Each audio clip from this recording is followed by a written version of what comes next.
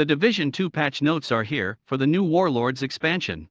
The Division 2's newest DLC expansion, Warlords of New York, arrived earlier than expected on PC, PlayStation 4, Stadia, and Xbox One. With the sudden launch of the looter shooter's first major piece of DLC, Ubisoft has shared a long list of changes coming to all platforms. You can check out the full patch notes below. Of course, the main draw of the Warlords of New York expansion is the return trip to the Big Apple. Warlords of New York opens up several locations within the city for you to explore, including Battery Park and the Financial District. As you're combing these added areas, you can take on some new main missions that task you with hunting down rogue division agent and first wave responder Aaron Keener. There are also new side missions to undertake, a level cap increase from 30 to 40, an additional base of operations, and more. The new locale and mission objectives aren't the only additions in Warlords of New York. The new update also reworks all weapons in what Ubisoft is calling Gear 2.0. There are only a handful of attributes now, with all brand bonuses, talents, mods, gear sets, exotics, and skills being overhauled. Also, loot drops have been reduced and will now scale more strongly with difficulty, according to the patch notes. The patch notes are quite lengthy and include a bunch of quality of life tweaks as well, such as adjustments to crafting, non-player characters, the Dark Zone, and added difficulty to the Operation Dark Hours raid, and much more. Actor Timothy Hutton accused of raping 14-year-old girl in 1983. A woman says Oscar-winning actor Timothy Hutton raped her in a hotel room when she was 14 and still in braces, according to a report Monday. Accuser Sarah Johnston, now 50, told BuzzFeed News that she and two of her junior high school girlfriends met Hutton in 1983, 3 years after his star turn in the flick Ordinary People, while hanging out at a Vancouver, Canada, restaurant. Hutton invited them back to his hotel along with some of his 20-something pals, she said. Johnston, who reported the incident to cops last year, said she and her friends went to his room, where he and his male buddies offered them drinks, according to the site. Hutton, now 59, soon sat down next to her, she said. He was getting very close to me, like, really kind of sidling up to me and petting my legs and stuff, Johnston told the site. I was just, like, I think this is going to be bad. I was really wrong about this. Johnston said Hutton eventually led her to his bedroom, where he asked if she'd ever had sex. One of his friends came in the room at this point, the accuser said. Johnston claimed that she told the men something like, I don't think this is a good idea, and I don't think my mother would be too happy about this. But to everything I would say, it was, it'll be okay, it'll be okay. It won't last long, and you'll be fine, Johnston said. Hutton raped her, and his unnamed friend forced her to perform oral sex on him, she said. The other man is not named. Johnston reported the alleged incident to Vancouver cops last year amid the #MeToo movement, and her current lawyer claimed that she has been in regular contact with them, BuzzFeed said. There is no statute of limitations on rape in Canada, although Johnston acknowledged that another lawyer informed her the age of consent for sex in Canada in 1983 was 14. It is now 16. A Vancouver Police Department spokesman only said, if there was a report filed with the VPD, we will be investigating. We take all crimes very seriously, and our officers will conduct a thorough investigation.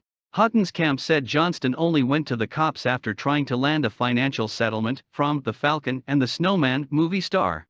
One of Johnston's ex-boyfriends even tried to get the other allegedly involved man to help with a lucrative deal, the site said. Johnston said that at one point, Hutton offered her $135,000, but she claimed she turned the deal down because she'd have to deny what happened. She was allegedly seeking $1.5 million. A rep for the actor told BuzzFeed that Hutton went to the FBI about the allegation after learning that the site was working on the story. Tom Clare, a lawyer for Hutton, told the Post in a statement, there was no encounter of any kind here, and certainly no sexual assault. The woman featured in the BuzzFeed article, Sarah Dale Johnston, has tried to extort millions of dollars from Tim over the last 2 years. The article was published only after those extortion attempts failed. The lawyer claimed that BuzzFeed shamefully disregarded the facts and allowed itself to be used by Ms. Johnston. BuzzFeed recklessly disregarded multiple sworn declarations from neutral third parties that absolutely show Ms. Johnston's allegations to be false. In addition, BuzzFeed ignored hard evidence that Ms. Johnston lied about participating in extortion attempts and turned a blind eye to critical inconsistencies in Ms. Johnston's story. Tim is prepared to take any and all necessary steps including the filing of a defamation lawsuit, to clear his name and to hold BuzzFeed and Ms. Johnston accountable for their reckless and self-serving efforts to destroy Tim's reputation and career. A spokesman for the website, Matt Mitenthal, responded to the post. BuzzFeed News reporting on the alleged rape of a 14-year-old girl by Timothy Hutton is based on interviews with the alleged victim, the account of a woman who was with her that evening, and 5 separate people who were told of the assault at the time. BuzzFeed News stands unequivocally by our reporting. Bachelor contestants address cyberbullying by sharing their worst messages. The Bachelor, Women Tell All episode aired Monday night and covered all the usual bases from the biggest moments of the season to the lingering drama between the women. But in the final moments of the episode, the show took a different turn, when host Chris Harrison brought out former Bachelorette Rachel Lindsay to address a very serious matter, cyberbullying. I'd like to talk about something that's been going on for the last several seasons, something that is not okay, said Harrison. There is so much passion out there in Bachelor Nation, and it's not always positive. There's some negative criticism. I completely understand that, but unfortunately, there is a line that has been crossed, and so it is time to address that. When Lindsay was cast as ABC's first Black Bachelorette in 2017, she knew it would be hard. But on Monday, Lindsay said that the online hate has gotten so much worse since her time on the show because people have become so comfortable being mean, and meaner than ever on social media. Lindsay said that the only way to fix the problem is to acknowledge it. So to show viewers just how bad the hate on social media is, Lindsay read out some of the most shocking tweets that the women have received this season. As Lindsay read through a few explicit tweets, the women and audience members were overcome with emotion. Lindsay stated, "I'm, shaking as I'm reading this, because it's shocking, it's uncomfortable. I know it's uncomfortable for you to see. Just imagine how uncomfortable it is to get this in your comments and your DMs every day, every week, every month." All 17 women from this season of The Bachelor raised their hand when Harrison asked who among them have faced true hate on social media. "It's literally that bad to where you have to try to figure out a way to block it out so you don't see it on a day-to-day, so it literally, brings you down," said Sheehan Lewis. Tammy Ly shared, "I was so afraid to even pick up my phone, because people were saying such nasty things to me." The 24-year-old house flipper from New York revealed that she was getting death threats sent to her work email. Ly continued through tears, "My work email, saying that I want to buy a house, but it's actually a paragraph of how I should go kill myself.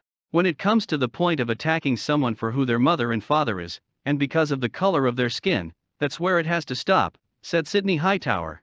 27-year-old contestant Alexa Caves shared, "A lot of the comments that I got right away off the show was, about my hair and my choice of being natural. And it sucks, and it hurts." However, in the end, the women explained that they've also received messages from people saying how important it is to have representation on the show, and that the love has inspired them to be role models for other women and young girls. Lindsay then praised the women for having the courage to share their stories, as she said, "As someone who's been in your shoes, I know how much courage it takes to put yourself out there to tell your story. I just want to remind you guys that you're not alone in anything that you're going through, and I just want you to also know that these people who hide behind their phones, and their computers, and these smart devices, they don't have even a fraction of the guts that you have to stand up here today and face these people." Federal government UPS response to coronavirus outbreak. As concern around the coronavirus grows, the White House is trying to ease the fears of Americans. "We will confront this challenge together," President Donald Trump said Monday. He is pledging to stay out in front of the coronavirus outbreak. "We will continue to do exactly what we're doing," he added. President Trump and Vice President Mike Pence met with drug company executives at the White House. Today's meeting is a reflection of the fact that this president understands that industry is a part of the one team in America that's going to address the coronavirus in this country, Pence said. Also part of the team, the Defense Department. Joint Chiefs of Staff Chairman General Mark Milley said military labs are working on a vaccine while commanders in the field are working to protect American troops. Access to bases is being restricted in certain places such as northern Italy and South Korea, for example, Milley said. But some in Congress are not confident the administration is doing enough to protect Americans. From day one, President Trump has mishandled the coronavirus, Representative G.K. Butterfield, DNC, said. Butterfield and South Carolina Congressman Jim Clyburn, DSC, are criticizing the president for not asking Congress for enough money to fight the virus. The White House asked for $2.5 billion. "We need $6 to $8 billion. And so that's the difference in what he does and what needs to be done, Clyburn said. House and Senate leaders from both parties are working on a coronavirus funding bill. The House could vote on a plan as early as this week. The White House plans to meet with representatives from the cruise and airline industries as the president heads to the CDC later this week. Tina Knowles says 12-year-old Solange tried to get a teacher fired. Tina Knowles knew her daughter, Solange, was an activist at an early age. Before Solange was given the Lena Horne Prize to honor her activism, Knowles told us that when the singer was just 12, the school principal called me in and said, "Solange is starting trouble." And I'm like, what did she do? It turned out Solange had started a petition to get a teacher fired. Knowles added, "When they told me, I was actually very proud of her.